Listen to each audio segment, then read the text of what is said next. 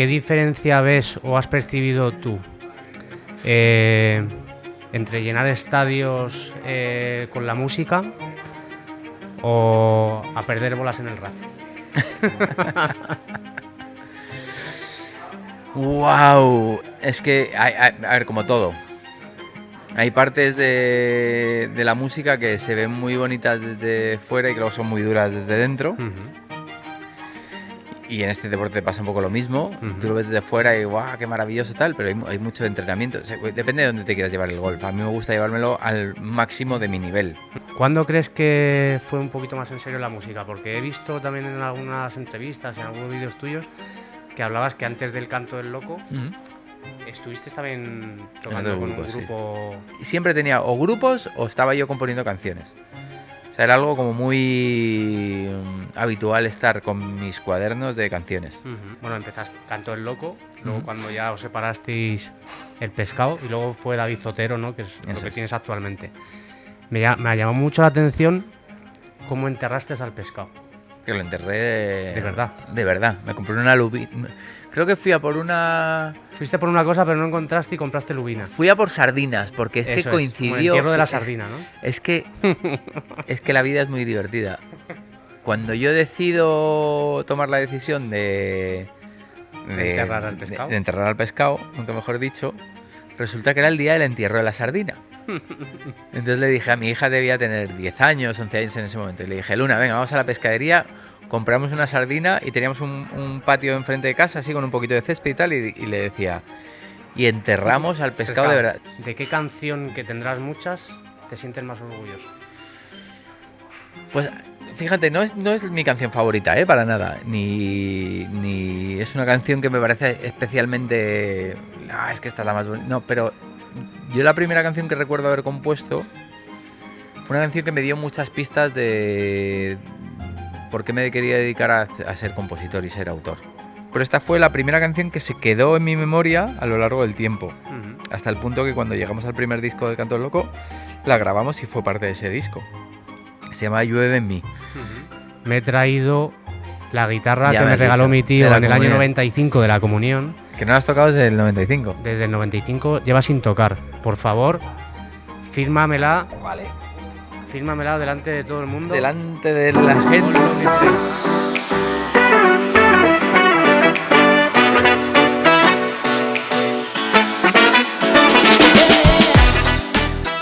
Hola a todos, estamos en el episodio 12 de Charlas con Swing y tenemos hoy como invitado a David Zotero. ¿Qué tal? ¿Qué tal, David? ¿Cómo estás? Pues muy bien. Aquí en casa. En casita, embajador. El que no lo sepa es embajador de la Balmuza y de Callaway. David, para romper el hielo siempre empezamos aquí con dos preguntas. La primera, ¿cuántas bolas crees que has perdido en la Balmuza? A ver, en el hoyo 11, ahí, por lo menos, hubo un torneo que tiré 2 outs seguidos, o sea que hay 2 mínimo. En el 12 también he tirado un par de bellas out. En el par 5 de vuelta creo que es el 3. El del laguito de la entrada green, ¿no? El del laguito, ahí no tanto, más en el par 5 que está, que es el 8, ¿no? Sí. Que está, ahí he perdido la carretera. Ahí he perdido un par también. Yo creo que unas más de 10, menos de 20. O sea que una docena que le tenemos que pedir a Callaway. Eso es. De reponer, mínimo más de 10, menos de 20 es una docena y una cajita de 3 extra por si las moscas. Por si acaso. Sí. David, el golf. ¿Eres más de disfrutarlo o de sufrirlo? Soy más de disfrutarlo. Mira, jugué hace un par de días al golf con un chaval que conocí hace poquito, que es guitarrista, se llama Alex Muñoz. Acaba de volver de Estados Unidos a vivir en España y tal, y veníamos hablando de qué era para nosotros el golf. Y había una cosa que llegamos a la conclusión los dos hablando, y era, no nos entra en la cabeza la gente que va cabreada por el campo. Yo no lo entiendo tampoco. Porque... primero, no hay nada más bonito que estar al aire libre, que te esté dando el aire, que estar respirando naturaleza, estar escuchando los pajaritos. Entonces, si eres capaz de cabrearte en un entorno así, que yo he habido momentos que me he frustrado, por supuesto, como jugador de golf, sí, claro. Pero si eres capaz de cabrearte en un entorno así, que no serás capaz de cabrearte en la vida, ¿no? Con alguien que se te cruza mal en ceda el paso, o alguien en tu empresa que te la lía un poco. Entonces, yo creo que es un reflejo grande, primero, de la autoexigencia de uno mismo con la vida, y luego de cómo entiendes la gratitud ante lo que te pasa, ¿no? Porque yo creo que tenemos que ser y sentirnos afortunados de estar disfrutando un deporte como este, en un entorno como este, y tener la posibilidad de pasar 4 horas con amigos, desconectando. Entonces, bueno, al aire libre, lo que decías tú aquí en nuestro campo, que es lo que digo yo, la de esa charra, porque es encina, tenemos algún olivo y tal, pero la mayoría de las partes del campo son encinas, lo que decías tú de los pajaritos, ¿no? Y desconectar totalmente de la vida, de la rutina que tenemos diaria, que ya... Y luego, si te sale, esto ya sabemos cómo es, entonces si te sale un día bueno, pues fenomenal, que te sale un día... Hay que aprender a disfrutar de los días malos del golf. Y tuve la suerte que lo aprendí bastante pronto, no empecé a jugar hace mucho, y yo creo que cuando llevaba un año más o menos, típico día que ya has mejorado un poco y te crees que ya empiezas a controlar este deporte que es incontrolable, y te sale la típica semana horrible que no eres capaz de darle la bola y solo das rabazos y solo vas pegándola, arrastrando, y hubo un día que me dije, voy a salir al campo a pegarle mal y a disfrutar de pegarle mal y a hacerme 100, me da igual. Y ese día entendí que todo está en ti. No tienes que depender de cómo juegues, porque el cuerpo, la cabeza y la reacción biomecánica que tienes en este deporte te va a decir un día sí, un día no. Es que cada día es diferente, ¿no? Yo creo que es una cosa que hablaba con los que hemos estado entrevistando aquí, que una de las partes que engancha del golf es esa, ¿no? Que un día te crees que eres John Ram porque te sabe de todo, ¿no? El día eres John Ram y al día siguiente dices, pero ¿qué ha pasado hoy, no? Y es lo que dices tú, o porque has dormido mal, o porque has discutido con alguien, o lo que sea, y te influye, aunque sea un poquito, pero te influye en eso, ¿no? Es que te da yo creo que es un deporte que te da muchísima perspectiva, a controlar tus emociones, a controlar tu ego, a darte cuenta de que lo que eres y lo que te crees que eres es completamente distinto. Uno se cree que es una cosa, pero en realidad eres otra, y te sale tu esencia enseguida y refleja mucho quién eres en la vida real. Me gusta mucho por eso, porque es un buen reflejo de lo que eres de verdad. Qué bien. David, ¿qué diferencia ves o has percibido tú entre llenar estadios con la música o a perder bolas en el RAF? ¡Wow! Es que, a ver, como todo, hay partes de la música que se ven muy bonitas desde fuera y que luego son muy duras desde dentro. Y en este deporte pasa un poco lo mismo. Tú lo ves desde fuera y ¡guau, qué maravilloso tal! Pero hay mucho entrenamiento. O sea, depende de dónde te quieras llevar el golf. A mí me gusta llevármelo al máximo de mi nivel, ¿no? Mi nivel siempre va a ser un nivel amateur de golfista medio. Y sin embargo la música ha llegado a dedicarme de manera profesional, y mi exigencia es otra, completamente distinta. O sea, yo cuando me enfrento... Lo que pasa es que también tengo mucha más trayectoria, empecé de muy pequeñito. Entonces, como la envidia que te da cuando ves a alguien que juega al golf desde pequeño, ¿no? Que dices tú, hostias, ese swing que tienes... Eso viene de algún sitio. Eso viene de algún lado. Pues a mí me pasa un poco con la guitarra y con el escenario. Llevo tantos años haciendo lo mismo desde que soy muy chavalín, que el control que tengo del medio es otro distinto. Yo he pasado tantas veces por tantas circunstancias que el RAF del escenario no me da tanto miedo. El RAF del golf... Dices tú, Dios, está el césped así de alto, no voy a encontrar la bola, y ya te empiezas a angustiar mucho más. Pero utilizo mucho el golf como entrenamiento psicológico, y hay una parte que es la que más me gusta, que es la parte del tee del 1. El approach al tee del 1 cuando vas a salir al campo, en un torneo sobre todo, tiene muchísimo que ver con lo que pasa antes de empezar un concierto. Justo antes de salir al escenario, ¿no? Exacto, es que es muy parecido. Esos nervios, ¿no? Son nervios, es emoción, es expectativa. En los conciertos te pasan cosas que tienes que ir reconduciendo, porque a veces hay fallos, porque a veces te sale peor un momento, porque te olvidas la letra. Tienes bogies en los conciertos también. Claro. Y lo tienes que hacer birdies para compensar. O sea, y sucede muy parecido.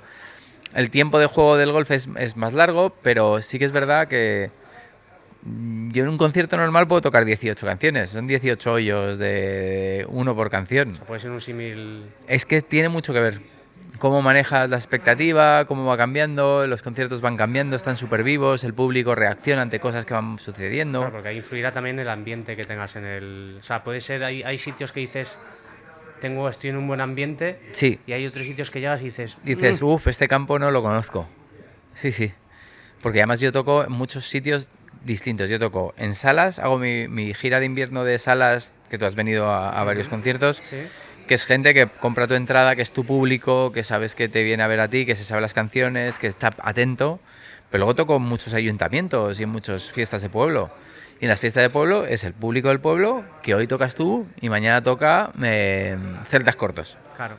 Y dices, bueno, pues hoy te vienen a ver a ti. Entonces no es tu público y tú tienes que utilizar tus armas para ir enganchando, para ir que la gente te conozca. Y la gente en mis conciertos en los pueblos acaba enganchadísima porque poco a poco yo tengo ya mi dinámica creada para generar que la gente vaya entrando en el concierto. Toco muchas canciones que sabe todo el mundo también. Pero sí, tiene una dinámica muy parecida y utilizo el golf como entrenamiento de lo que me pasa antes de enfrentarme a un momento vital, como es la salida a un escenario. Qué bueno.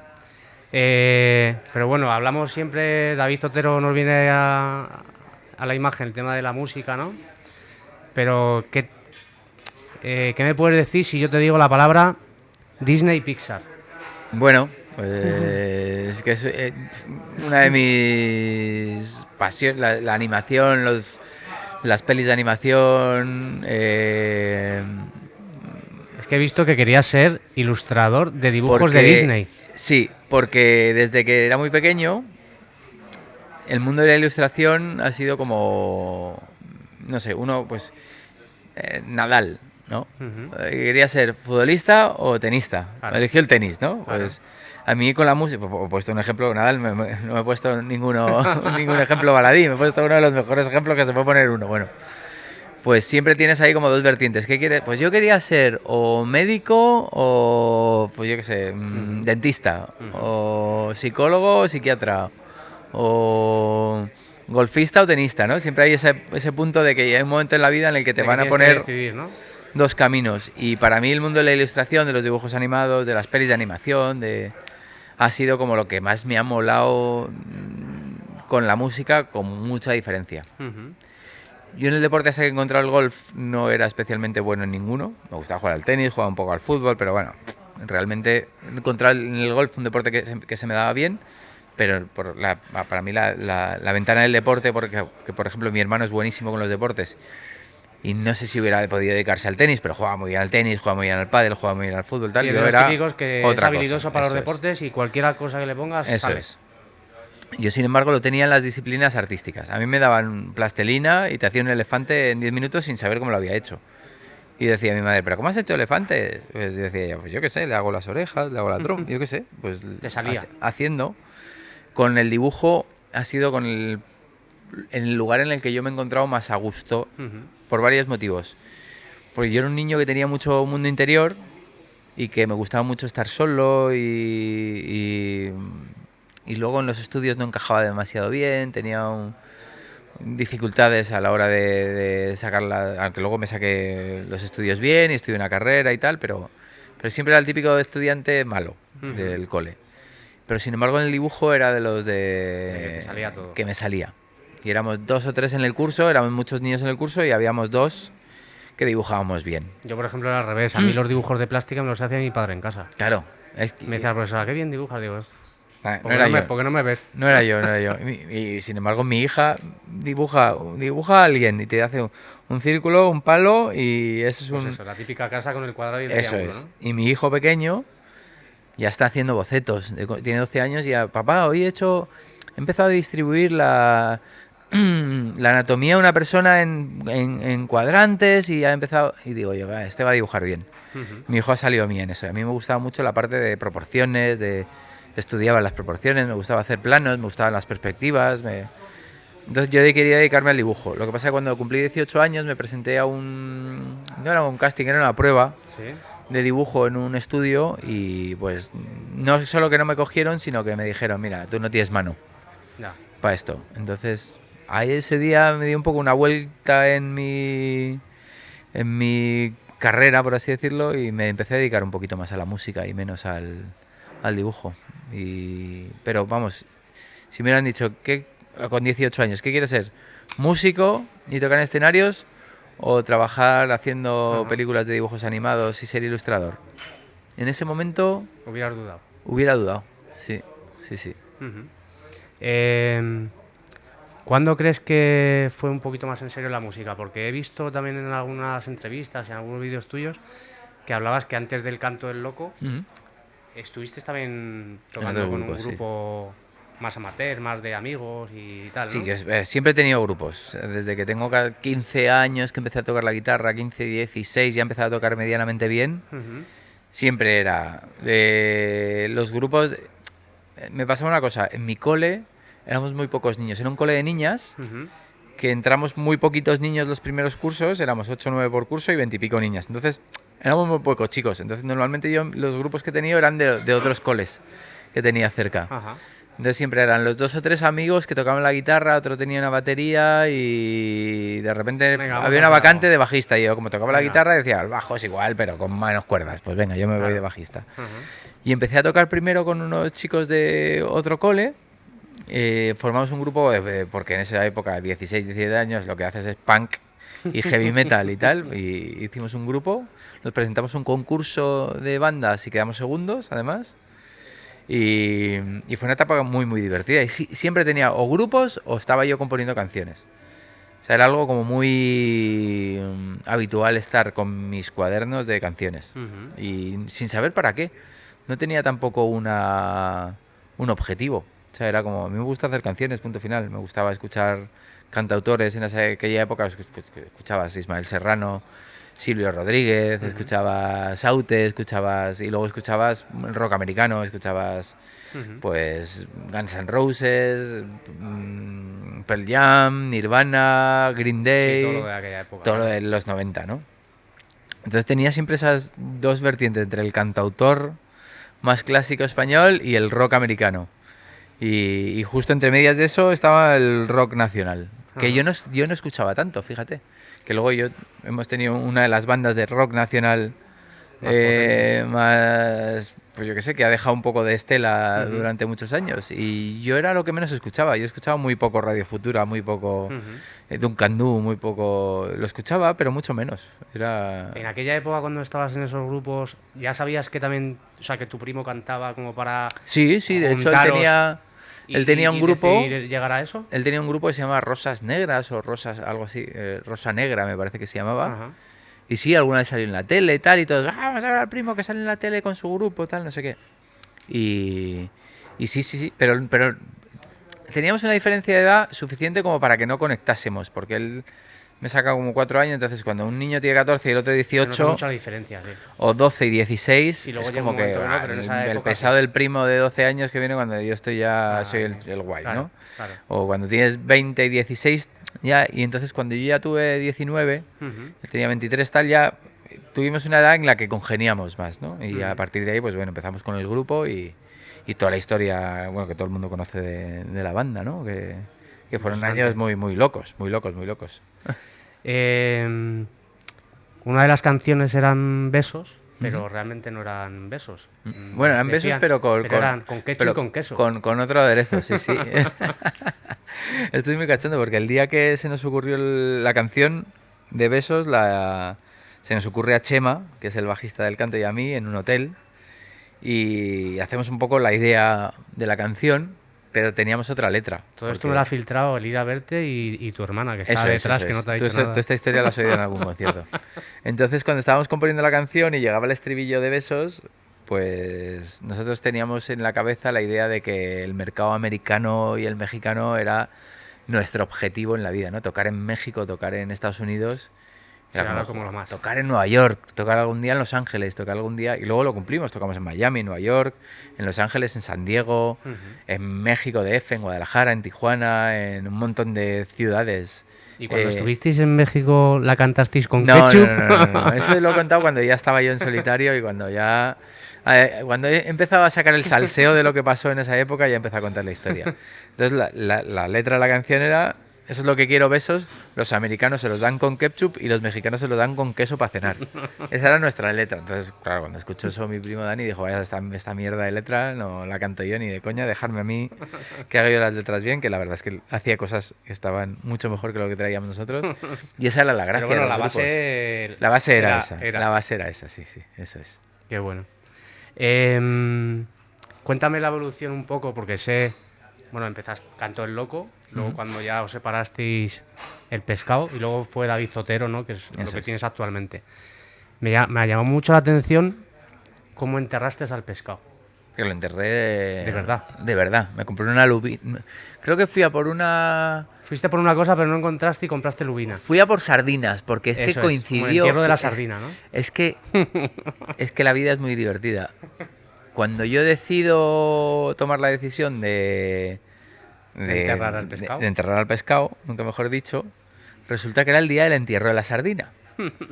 Entonces le dije a mi hija, debía tener 10 años, 11 años en ese momento, y le dije: Luna, venga, vamos a la pescadería, compramos una sardina, y teníamos un patio enfrente de casa, así con un poquito de césped y tal, y le decía, y enterramos al pescado de verdad. Yo creo que en la vida hay que hacer algunos ritos de vez en cuando, que te hagan que las cosas que piensas y que imaginas se consoliden en algo material. Me parece que eso es algo muy humano y que llevamos haciendo cientos de miles de años y que no lo debíamos de perder. Entonces a mí la parte ritual del ser humano me parece muy divertida, y cuando tomo la decisión digo, pues esto lo tengo que llevar tiene que ser una decisión que conlleve un acto. Entonces, bueno, me llevo a mi hija a la pescadería y vamos a por sardinas, porque iba a enterrar una sardinilla pequeña. Ahí, pues, me dice el de la pescadería: pues no tenemos sardinas. Y le dije: pues dame el pescado más caro que tengas. O sea, si lo enterramos bien. De verdad. Pues una lubina que está a 20 pavos al kilo. Pues dame una de kilo que la voy a enterrar. Y fuimos al jardín de casa y la enterramos. Y yo luego por el jardín de mi casa pasaban muchos gatos. Y luego me quedé rayado un par de días diciendo: a ver si esto lo van a ver los gatos que pasan por aquí y me van a joder a mí el ritual de... Y no, se quedó ahí. Se quedó ahí, ¿no? Debe estar ahí enterrada en los huesecillos, el fósil de la lubina. Sí, lo llevé a cabo. Y yo creo que es bueno hacer, de vez en cuando tomas decisiones, hacer cosas que a nivel material refrenden un poco tu como decisión. Para quedarte tú tranquilo de que eso lo habías enterrado y habías pasado el pescado a David Zotero y ahí estaba, ¿no? Hacer un pequeño ritual de vez en cuando nos viene bien. Somos seres de rituales y lo llevamos haciendo cientos de miles de años y es por algo. David, ¿de qué canción, que tendrás muchas, te sientes más orgulloso? Pues... fíjate, no es mi canción favorita, para nada. Ni es una canción que me parece especialmente... es que esta es la más bonita. No, pero yo la primera canción que recuerdo haber compuesto fue una canción que me dio muchas pistas de por qué me quería dedicar a ser compositor y ser autor, que es lo que me he dedicado toda la vida. Y fue la primera canción que yo recuerdo haber compuesto en mi vida. Debía tener 18 años y había compuesto canciones antes, porque yo recuerdo mis cuadernos con muchas canciones, pero esta fue la primera canción que se quedó en mi memoria a lo largo del tiempo. Hasta el punto que cuando llegamos al primer disco del Canto del Loco, la grabamos y fue parte de ese disco. Se llama Llueve en mí. Y es una canción que yo pues tocaba en la playa con mis colegas y me decían: qué bonita la canción de Llueve en mí y tal. Y la conocían ya mis amigos. O sea que ya era una canción que cuando yo me empecé a convertir un poco en músico de colegas, pues el típico... siempre, todos tenemos un amigo que toca la guitarra y canta canciones. Sí. Ese era yo. Y pues esas eran las canciones que estaban ahí cuando yo cantaba. Y por eso estoy tan orgulloso de ella, porque sí que me dio pistas en una época en la que no había CDs, no le podías grabar una canción a alguien, no había tal. Mis amigos de la playa se la recordaban de un año para otro. Y eso te dice un montón de una canción, ¿no? Si eres capaz de haberla escuchado un par de veces en la playa y al año siguiente vuelves y mi amiga del alma, que es Esther, de la playa, siempre me decía, chacho, toca la canción de Lluvia Mía, es de Es Cartagena. como que siempre estaba ahí, ¿no? Siempre estaba ahí. Y decía yo, joder, qué guay que alguien recuerde una esto. canción y la cante además. Ella canta muy bien Ujú. y la cantaba conmigo y la cantaba fenomenal. Y entre esas canciones tocábamos canciones de la época, ¿no? Ajá. Claro. De las que había en esa época. Pues tocábamos canciones de Ella Baila Sola, por ejemplo. Me acuerdo que tocábamos canciones de Baila Sola, o tocábamos canciones de, pues yo qué sé, de Extremoduro, tocábamos canciones un poco del cancionero popular que había en los finales de los 90. De los 90, qué bueno. ¿Recuerdas cuál ha sido tu concierto más desastre total? Ostras, desastre total. Pues al principio del todo... Mira, no fue al principio del todo. Es que fue muy divertido. Fuimos a tocar a Buenos Aires, y esto ya llevamos bastantes años tocando, fue en 2007, 2008. Y fuimos a tocar una sala y realmente el equipo de la sala estaba, pero desahuciado. O sea, eso era un desastre. O sea, entonces recuerdo que nuestro técnico de sonido, en un momento dado, le empezó... Las mesas de sonido, para que la gente lo entienda, funcionan de manera siguiente, ¿no? Son muchos canales, cada canal es como una especie de barrita así que se va poniendo uno detrás de otro y cada canal es una cosa. El bombo, la batería, la caja, los platos, la guitarra, la segunda guitarra, el bajo, la voz 1, voz 2, voz 3. Entonces Sí, el orden. va como en orden, ¿no? De la batería a la voz, que es lo último. Y el técnico tiene cada uno de los faders, cuando ves en los estudios de grabación que hay muchas ranuritas, cada uno es un volumen de algo, de cada cosa, ¿no? Y la vas subiendo, vas bajando, vas ecualizando.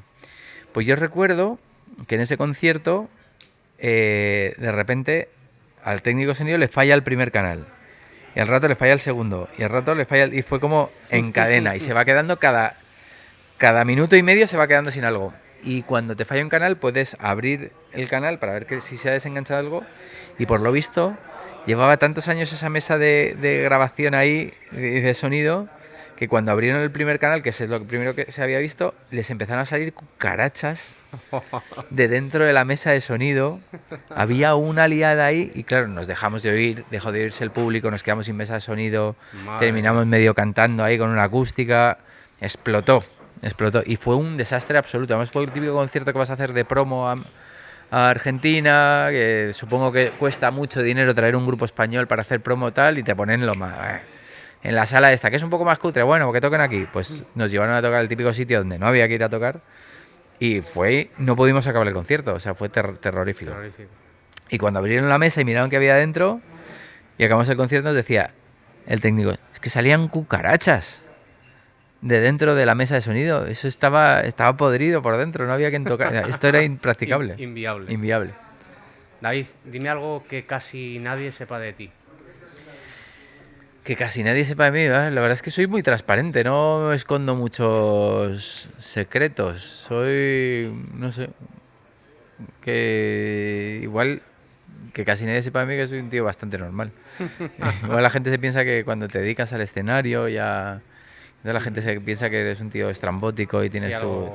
Por supuesto, tendré mis pedradas como tenemos todos los que nos dedicamos al escenario. Pero no sé, pocas cosas. No diría nada en concreto, ¿no? No hay nada así raro que diga yo, pues me gusta... Venía hablando con Beto en el coche y veníamos hablando. El otro día estuve remendándome unas camisetas cosiendo y le decía, joder, pues es que me mola coser, me relaja un montón coser.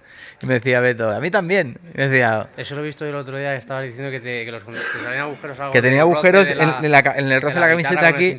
Sí. Así, ¿no? Y entonces me puse a coser... ¿no? Y recordé que me encantaba el petit pois, por ejemplo, cuando éramos pequeños. ¿Te acuerdas del petit pois este que nos ponían una tela así? Que había que ir haciendo punto de ir... Eso, y hacías como una casita y se lo regalabas a tu madre. ¡Feliz día de la madre! Mira, un cuadrito. Yo me encantaba eso. Cosiendo. Me relajaba un montón. Me gusta un montón. A mí todo lo que sea hacer cosas con las manos me gusta, pues. Pero no suelo coser habitualmente. Pero si me dicen ahora, vas a hacer un curso de ganchillo, te diría... Pues bueno. Qué guay. O sea, que cosas así con las manos y eso A mí me pasa con la cocina. Yo con la cocina hay gente que mi mujer no le gusta cocinar y a mí me relaja. Claro, es que de repente te metes en un mundo en el que tienes un objetivo Sí, sí. y te ponen un poco una carretera por la que circular. Normalmente ahora vivimos en un mundo en el que hay tantas cosas, tantas distracciones, tantas cosas que ver. Tienes que estar pendiente de esto que ha salido nuevo, de esta serie, Nada, es. de este tal, y ahora el programa de tele, y ahora las noticias. Y Estamos todo el día sobreestimulados. estás completamente mareado y de repente dicen cocinar. Sí, sí. Vale, tengo que comprar esto, hacer esto, meter aquí, y tengo un objetivo que es, entonces de repente te dan un objetivo A mí me encanta. y te relajas. Pues esto es un poco parecido. Y a mí me gusta también tener cosas en la vida que te den, jugar al golf tiene su objetivo. Yo cuando me voy al estudio de grabación y estoy componiendo, tengo mi objetivo. Mejor va un poco perder a veces el tiempo en las redes sociales sin hacer nada concreto, ¿no? Perdemos muchas horas en el Perdemos móvil. muchas horas. Mira, algo que por ahí no se sabe tanto. Yo soy super gamer, por ejemplo, me gustan mucho los videojuegos. Ahora no tengo ninguno, pero de vez en cuando engancho con alguno que digo yo, Me mola. hostia, me mola. Y como Y te viajamos enganchas. mucho, Sí. la Switch, por ejemplo, suele venir conmigo. Hace poco me enganché al Hollow Knight, Ujú. que es muy difícil ese videojuego. Pero me gustó un montón, pero es muy difícil. Y sí, me mola mucho los videojuegos. Te voy a hacer para que decidas entre una cosa y otra. A ver Vale. qué me dices. ¿Concierto o estudio? Yo creo que estudio. El Estudio. estudio de grabación es mi concierto, me lo disfruto muchísimo. Esto es papá o mamá, pero el estudio es que me gusta mucho pasar tiempo solo. Y en el estudio paso mucho tiempo solo, creando, imaginando, inventando, grabando, probando.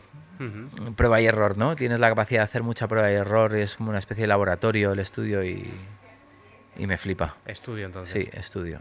¿Playa o montaña? Depende. Me gusta más el mar, pero con condiciones. Me dices Benidorm en agosto a tope o un paseo por el monte solo, montaña. Pero me dices, oye, hay una playita que no hay casi gente, hay una olita además para surfear, dale, playa. Un poco playa, pero tranquila, ¿no? Playa con poca gente, sí, Ajá. sí. Playa con poca gente. ¿Fútbol o golf? Últimamente, como espectador, estamos en un momento de golf que está siendo muy divertido. Porque ahí está habiendo muchos cambios con respecto a lo que era el golf. Está habiendo muchos cambios con respecto de lo que era el golf antes PGA, solo PGA. Ahora está el Leaf, que está haciendo competencia. Considero que el Leaf ha perdido un poco el mercado americano porque tendría que tener más jugadores americanos top. Ahí es donde, bueno, se le ahora Reed y se ha ido Koepka. A ver, que no son dos jugadores del top 5 mundial, pero ellos son jugadores que atraen público americano. Sí, total.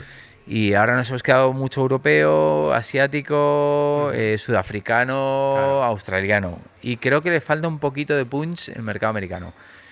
Pero claro, para los europeos es divertidísimo y para los españoles también. Estar siempre viendo a Ram, a Puig, García, que de vez en cuando le sale un torneo bueno. El tipo de formato que es, cómo lo hacen, Sí. el espectáculo. Me parece que es más divertido como espectador. Yo entiendo que el PGA es lo clásico y a lo que estamos acostumbrados, pero yo no me quedo 8 horas viendo la tele. O sea, y acotar un poco el tiempo me parece que es bueno para el espectáculo. Y me gusta mucho el fútbol también y lo veo, pero soy muy, muy espectador de golf y me lo zampo con patatas, es así. Le damos al golf entonces, ¿no? Ahora mismo tiene un puntito por encima, sí, hasta que el Real Madrid no demuestre que se merece algo. Yo soy del Madrid, soy madridista. ¿Drive o pat? Pat. El otro día hablábamos, no sé con quién. Esa me la sabía yo, ¿eh? Si tuvieras que elegir tu mejor golpe, ¿dónde lo colocarías? Yo elegiría el pater. El pat. Sí. O sea, si hubiera que elegir solo un segmento en el que ser excelente, El pat. el pater. Es que un pad de 3 metros vale lo mismo que un driver. O sea, Siempre han dicho que el drive da la gloria y el pat la victoria. eso es. Pues sí, yo elegiría pater. ¿Madrid o Barcelona? Yo soy del Madrid. Barcelona me encanta, ¿eh? Como ciudad, he vivido en Barcelona. A mi mujer la conocí en Barcelona, estuvimos viviendo allí y me parece una ciudad alucinante. O sea, Barcelona no he vivido en muchos sitios, aparte en Madrid, he vivido en Buenos Aires, en Barcelona y en Madrid. O sea que también es un lugar donde, pues cuando conocí a mi mujer nos fuimos a vivir ahí una temporada juntos. Barcelona está chulo, además tiene playa. Tuve una exnovia de Barcelona que también estuve viviendo ahí con ella cuando nos conocimos. Tiene la playita, tiene un buen equipo de fútbol, el Español. No. Me gusta el Barça también, ¿eh? Reconozco que también lo veo un poco jorobado porque pues te jode, pero me Siempre, gusta. a los madridistas siempre nos jode que no gane el Barça. Sí, Pero es de reconocer me que- jode reconocer que disfruto viendo al Barça, pero sí, tienen un equipazo. Y me da envidia muchas veces, ¿eh? Luego supongo que nosotros como madridistas le damos envidia también en otras partes del juego. En el gen competitivo, en la lucha, historia. en la historia, en el palmarés. Pues sí, oye, ellos... Pero les cuesta más reconocer a los barcelonistas que les da envidia Eso es. eso a que a nosotros no. A nosotros, Yo creo que sí. yo Yo creo que hay también. más madridistas que dicen, bueno, sí, veo al Barça. Y cuando, por ejemplo, en la época de Messi, yo me ponía los Yo también. jodido, ¿eh? Y me lo jodía, pero decía, joder, cómo juegan, tío. Me cago pero Es decías, que le ibas a coger el balón y dices, es que me la va a hacer. decían, Es que joder, la va a cómo hacer. juegan, me cago en la leche. Pero ahí estabas viendo al Barça. Total. Sí. ¿La Balmuza o Valderrama? Valderrama no he jugado, es la Balmuza. 100%. Qué bien. Esta es fácil. Land Rover, Mercedes-Benz o Ford Escort. Ford Escort, me tengo que quedar con Ford Escort. Land Rover lo descarto, tuve mala experiencia con esa marca. Mercedes-Benz, ojalá me compre algún Mercedes algún día. Es de los coches que dices tú, si tuviera que comprarme un coche... Además, de hecho, lo hemos hablado hace un rato con Algunos Beto. nos han dejado esos que hemos ido Hemos alguna vez dicho, a por ver los si va de- bien estos 2 años de gira que hay, por fin me compro un Merceditos, que vendría bien. Mercedes a Barça, mirar a ver, Mirar a ver. Mercedes, aquí estoy. De momento tengo un Toyota, que va muy bien, ¿eh? Además, como no me paga ninguna marca, puedo decir todas las marcas que... Y ya Hasta que está. no me den un Mercedes de patrocinio. No, tengo un Toyotita que, oye, va muy bien. La verdad es que estoy muy contento con mi Toyota. Pero Ford Escort fue mi primer coche. Y un Ford Escort me funcionó muy bien. Además era descapotable, ¿no? ¿O No, ese lo sacamos en un videoclip. Ah, Pero vale. no, el mío era, vamos, era el Ford Escort, que el que había de segunda mano me Es que compró te he mi visto padre. uno descapotable blanco por ahí. Sí, yo ese creo. lo sacamos en un videoclip porque Muy necesitamos... Le hice una canción a mi Ford Escort, a mi primer coche, que se llama Capó, que está en mi último disco. Y cuando rodamos el videoclip, no podríamos meter otro coche que fuera... Teníamos que meter un Ford Escort. Ford Y el Escort. único que encontramos era uno blanco que alquilaban para rodaje y tal, y claro, era descapotable, era muy chulo, la verdad es que Muy ese coche chulo, era muy ese chulo, coche muy chulo, bonito. sí. David, ¿qué es más difícil? ¿Un solo perfecto o un pad de 1 metro? A ver, yo soy muy poco de solos, entonces soy más de riffs. En el argot del mundo de la música hay diferencia entre la guitarra solista Ujú. técnico virtuoso, que nosotros le llamamos pero mira cómo toco, ¿no? Se llaman esos guitarristas o esos... Bueno, en cada instrumento hay un... Pero mira cómo toco, les decimos eso, como... taranino. Yo no soy un pero mira cómo toco, yo soy un guitarrista de riff. Ujú. Entonces, el riff es mucho más cantable, mucho más coreable. Todos los solos que hacía con el canto, por ejemplo, eran solos que se podían cantar, eran más riff que solo. Pero hacer un buen riff es más difícil que hacer un buen solo, yo creo. ¿Sí? Sí, hacer un buen riff que la gente cante hay que tener... es distinto. Y el pad de 1 metro en música, ¿qué sería el pad de 1 metro en música? Yo creo que es una buena melodía, porque el pad de 1 metro en música tiene que estar ahí siempre. Siempre tiene que estar ahí. Y una buena melodía siempre tiene que estar ahí en las canciones, sí. Sí. Es clave, ¿no? Es clave. Es la clave. ¿Qué música te pondrías para jugar al golf? No puedo ponerme... Mira que lo he intentado, ¿eh? He intentado entrenar con música y soy incapaz. Porque... para mí la música es un elemento en el que no me abstrae. O sea, estás muy concentrado en la música que estás Yo escuchando. cuando estoy escuchando música, mi cabeza inmediatamente se va a analizar. Y está dentro de lo que está escuchando. Entonces, sí que es verdad que necesito como abstraerme. Y para mí el sonido del aire, o del viento, o de los pajarillos, es más música que la música. Cuando estoy en otro tipo de concentración. Vamos a hablar un poco de cómo te ha valido el golf a ti como terapia. Pues yo empiezo a jugar al golf en el año 2019 porque me lo recomienda mi psicoanalista. Doy con un analista, psicólogo, psiquiatra, terapeuta, médico muy, muy bueno. Y una de las conclusiones que saca él cuando empezamos a trabajar, porque esto va de trabajar además, cuando tienes alguna cosa que resolver, como tenía yo, si tú tienes la idea que te lo va a venir y te lo va a resolver otro, estás equivocado. Va a venir y otro te va a guiar en resolver tu movida, pero el que la tiene que resolver eres tú. Luego tienes muchas herramientas, muchas muletas, o sea, te partes una pierna, te dan una muleta, pero el que tiene que caminar con la muleta eres tú.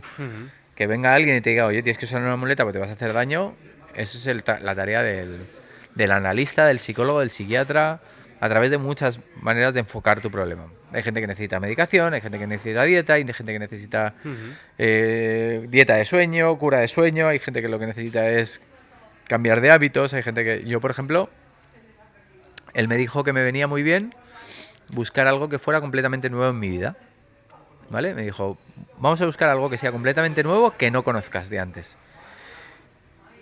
Si es posible que tenga un desarrollo a largo plazo. O sea, que sea, oye, pues como el que hace cocina, de repente. Está en un proceso en el que tiene que buscar algo nuevo, nunca ha cocinado y dice, me va a meter en la cocina, me va a meter en el mundo del vino, me va a meter en el mundo de un idioma, voy a estudiar una carrera. Pues este me dijo, yo creo que además si lo mezclamos con aire libre y caminar, te va a venir mucho mejor. Entonces me dijo, vamos a buscar algún deporte que tenga... Necesitabas desconexión. Necesitaba aire libre, necesitaba horizonte, ¿no? La capacidad de ver el cielo y respirar aire puro. Necesitaba una parte social también, nueva. Además me dijo, vamos a buscar algo que tenga una parte social nueva de gente que no conozcas. Muy social. De crear nuevos círculos de amistades, de conocer gente nueva. Y cuando llegamos un poco a cristalizar la idea, teníamos dos elementos en la cabeza. Uno era tiro con arco y otro era golf. Y yo poco a poco fui descartando algunas cosas. A mí el senderismo y el trekking, la bici, mucho tiempo sin hablar, mucho esfuerzo, tampoco me... ¿sabes? Fuimos valorando un poco todo. El running, no me gusta correr, bueno, tampoco. Y de repente pues nos fuimos acotando. El tiro con arco me llamaba muchísimo la atención. Me parecía un deporte que también ibas a conectar con otra gente, son grupos, hay diferentes disciplinas. Había una que era muy interesante, que era vas como caminando por el bosque. Esa la he visto yo, que es como haciendo los hoyos de golf. Eso pero con tiro con arco. Tiras, luego vas a otro puesto, luego eso a otro puesto. Justo. Y esa era la que estaba ahí en el podio, fue el top 2. Sí, sí. Pero claro, el top 1 fue el golf, porque mi suegro justo en ese momento vino a vivir a España. Él es argentino. Además es psiquiatra también. Es psiquiatra también. Y me dijo, vamos a llevar a Gael, a tu hijo pequeño, a mi hijo pequeño, a darle unas bolas, que quiero enseñarle un poco de golf. Y fui con él, me di un palo y le pegué un viaje a la bola así de entrada, ¡bum! Y le di bien. Y me miró y me dijo, oye, pero ¿tú has jugado al golf? Y yo, no, pero me imagino que será más o menos así, no sé. Y le pegué más o menos bien. Entonces ese fue como el clic. Por ahí si hubiera tenido mi suegro que hubiera sido arquero y me hubiera llevado un tal y hubiera dicho ¡pam! Claro. Y le hubiera clavado en la diana, pues me hubiera dicho, oye, pues fue un poco también las circunstancias. Y a partir de ahí me enganché. Llevaré ya 7 años jugando al golf, más o menos. Handicap 7, 8, ¿no? Handicap 9. 9. Y bueno, con mis días peores y mis días mejores, pero... Embajador de Callaway, la Balmuza... No, me he enamorado. Me he enamorado de este idioma, de este deporte, de esta forma de vivir. Y aparte, pues he tenido la suerte de que mi mujer se ha enganchado también, le ha empezado a gustar. Tengo muchos amigos que o jugaban o han empezado a jugar. Poco, ¿no? Mi hermana juega también, mi hermano juega. Así que ahora solo me falta que mis hijos quieran engancharse bien, que están de momento un poco vagos. Está todo... Pero bueno, el pequeño todavía tiene 12 años y todavía yo entiendo que no le estoy forzando. O sea, digo, bueno, si lo pilla... Si le gusta bien y si no... Que pues le guste y si no, nada. Eso es. Vamos a hacer un último juego así que tengo yo. Además tengo la pregunta y la respuesta. Vale, o sea que tengo que acertar. No, solo me tienes que decir si lo ves lógico, lo que te digo o no. Vale. Hoyo 1. Todo perfecto, golpe limpio, la gente flipa. ¿Qué canción pondrías? Yo te diría que Una vez más. Eso es. O dos. ¿No? Perfecto. Me parece que es la canción ideal, porque ese golpe hay que repetirlo una vez más, o Oye, dos, todo o 10. perfecto, golpe limpio, la gente flipa, canción. Una vez más. Perfecto. Esa es. No hay otra. Aciertas completamente. Hoyo, bola al agua. La siguiente al lago. Canción. Jardín de flores, pero la versión triste. No he hecho ninguna. Bueno, alguna que tenga que ver con el mar. Si estás en un campo de golf donde la bola se te va al mar, pues. Castillo de Arena, ¿Sí? o La luz oscura del mar. Alguna que tenga que decir algo de Castillo mar. Arena podemos hacerlo en el búnker. Castillo de Arena es en el búnker, eso es. Bien ahí Además, el búnker no es mi sitio favorito para ir. No. No. Pad imposible, pero al final entra. La canción. Sucede. Tengo una canción que se llama Sucede. Yo había puesto aire. Bueno, también puede ser. Eso sí se te lleva mucho al Aire draw porque la es bola. como magia, ¿no? Bueno, hay una que se llama Sucede y que dice... si lo piensas fuerte, al final sucede. Pues eso es cuando metes un golpe imposible. El otro día metí un chip también de 30 metros, de repente, para salvar un par imposible. Y digo, mira cómo es divertido este deporte, macho. Cómo te da... Es verdad. Hay días que te da, de repente. Fallas un pad de un metro. Lo fallas. Yo tengo la canción puesta, baile, pero sin ganas de bailar. Bueno, sí. Ahí no haces el baile de Miguel Ángel Jiménez cuando hacía el No, meme ese que ese. se va para atrás. Ahí bailaba cuando lo metía, ¿no? No bailas. Ganas el partido. La metes, eres leyenda. Canción. Peter Pan. Bueno, a ver, en el fondo aquí en el campo de golf estamos siendo unos niños pequeños, jugando. Somos adultos volviendo a jugar. Entonces el síndrome de Peter Pan los golfistas lo llevamos intrínseco. Metido. Sí, porque necesitamos... O sea, el ser humano necesita jugar a cosas. Y necesita juegos. Y si no jugamos a cosas y no nos divertimos, seríamos seres muy aburridos. Sería muy aburrida la vida. Muy aburrida la vida. Y para finalizar, David, siendo embajador de la Balmuza, viniendo aquí muy habitualmente, conoces ya el gol de sobra, vas a hacer el cumpleaños dentro de poco. Además, Vengo aquí a hacer mi cumple. Vengo aquí a hacer mi cumple. Venimos, yo creo que venimos 16 amigos más o menos, familia, amigos.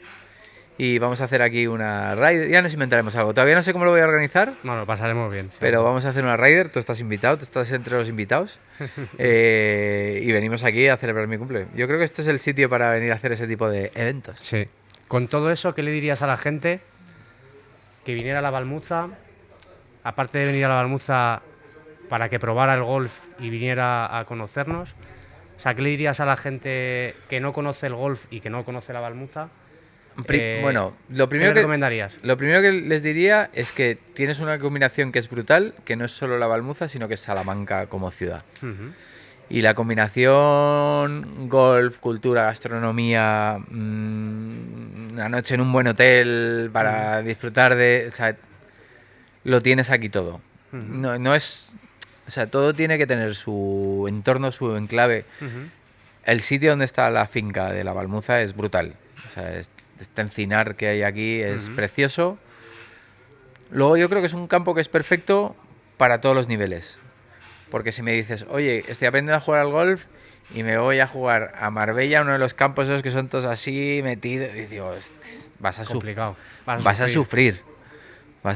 ¿Qué tiene la Balmuza? Que es un campo que es divertido para el que es handicap medio alto y es exigente para que es el handicap bajo. Entonces el handicap bajo va a querer venir aquí a hacerse una buena vuelta. ¿Vale? Yo vengo aquí y quiero bajar de 80. No lo he hecho siempre, pero tu idea es decir, oye, porque dices, es un campo para... Si juego bien, las puedo hacer. Si juego bien, puedo hacerme 78. Yo aquí me he hecho algún 76, por ejemplo. Te puede dar un revolcón, como cualquier campo. Eso te lo puede dar. En un campo más fácil te puede dar un revolcón, porque depende de ti. Pero, sin embargo, a mí me pasa que vengo con un par de amigos, con mi mujer, con la mujer de mis amigos, ¿qué tal? Que tienen handicap 29, 30, 32. También se lo van a pasar bien. Y es un campo en el que disfruto yo y disfrutan ellos. No pierden bolas, ves la bola caer No siempre. pierden bolas, ves el hoyo. no tienes golpes ciegos, entiendes el campo, lo caminas muy fácil porque es un campo que es completamente llano, no tienes ninguna cuesta arriba, no acabas cansado. Y luego tienes un restaurante que comes fantástico. Tienes a la gente que no es por echaros flores, pero que es verdad que la gente de aquí, el equipo de la Balmuza es maravilloso, te va a ayudar en todo lo que pueda. Es un campo donde no llegas y notas como no hay una sensación de hostia, tengo que estar pidiendo perdón por entrar aquí. Que hay algunos campos que todos sabemos lo hay. que los hay, que dice, hostia. Yo me he ido por muchos sitios y cuando me he ido he dicho, yo creo que no se han enterado ni que he estado. No, es que parece que tienes que pedir perdón. Oye, perdón, que voy a entrar aquí a jugar a tu campo. Cuando has pagado un green fee, cuando has pagado, ¿sabes? Y sin embargo tienes la sensación de que tienes que estar pidiendo permiso. Y oye, esto es un servicio a un cliente. El cliente es el jugador de golf. Tú estás dando el servicio del campo. Mola que haya una relación de empatía, oye, que hay un problema, te lo resuelvo. ¿Qué necesitas? Y hay otros campos donde no se siente eso. Y normalmente la gente suele ser muy amable, ¿eh? En los campos de golf, pero sí que es verdad que hay sitios donde es que sí, claro. que dices tú, hostias, que madre mía, parece que estoy pisando tierra santa y sin embargo esto es un sitio para pasarlo bien y para disfrutar. Aquí hay esa sensación con toda la gente que trabaja en el club. Tienes un buen campo de bolas, para las bolas, tenéis vuestro sistema de Top Tracer, donde puedes medir la distancia de tu bola, que eso no lo tienen todos los campos. Aquí en Castilla y León los únicos. Puedes venir a entrenar bien, tienes una zona de approach wide, tienes una zona de putting muy bien. Y luego tienes, pues eso, hoyos exigentes, tienes que saber jugar un poquito el campo, pero se ve bien. Puedes venir a jugar este campo sin conocértelo. Que soy campos donde igual... A mí eso me pasa mucho. Cuando vas a un campo y veo hoyos ciegos, no veo caer la bola, no sé qué. ¿Pero dónde tengo que tirar? Tú tira por ahí. Pero seguro que tengo que tirar por ahí. Que sí, tira por ahí. Que luego en la calle cae así... Te arriesgas más de lo debido. Pero sí, dices, pero bueno, dices tú, pero seguro que tengo que tirar por ahí. Pues sí. Y... pero de todas maneras vivimos en un país maravilloso para jugar al golf, ¿eh? Sí, total. Tenemos una suerte tremenda. Es verdad que aquí en Castilla el invierno es durete y es más complicado, pero en general a cualquier sitio que vayas, en la temporada que vayas, aquí la gente se tiene... Pero y aquí juega en invierno. A ver, aquí dependemos como todos lo sabemos. Si te toca un día de invierno, 12 grados, sol sin viento, es un pasote. Perfecto. Es un pasote. Te puede tocar un día de primavera yo juego aquí con 18 grados pegándote en bien taco, igual estás más incómodo. Pero sabemos que aquí, por ejemplo, el factor viento pues es muy clave. Influye mucho. Y luego es un campo que si te toca un día de viento, te va a exigir. Sí, cómo mover la bola y tal.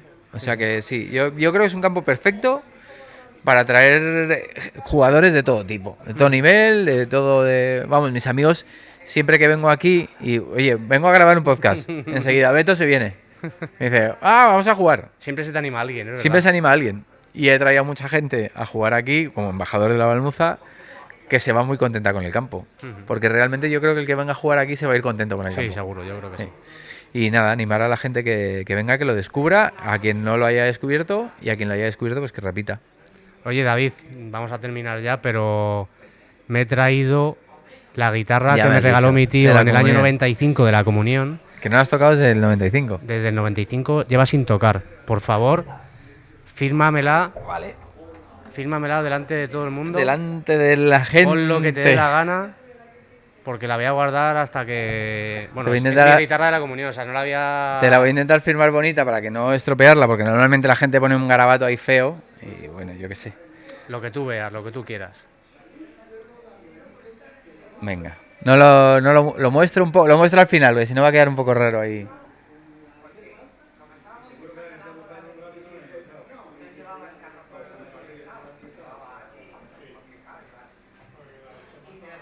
Tengo una letra de médico que luego no hay Dios que lo entienda, ¿eh? Luego te lo traduzco. Luego me lo traduce.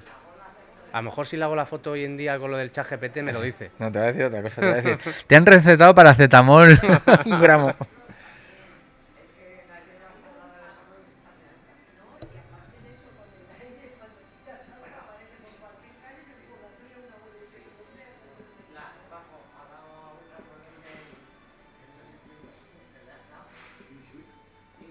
A ver si me enseña un día David a tocar un poco la guitarra, porque fui a una clase en el año 95 y ya no volví a tocar más.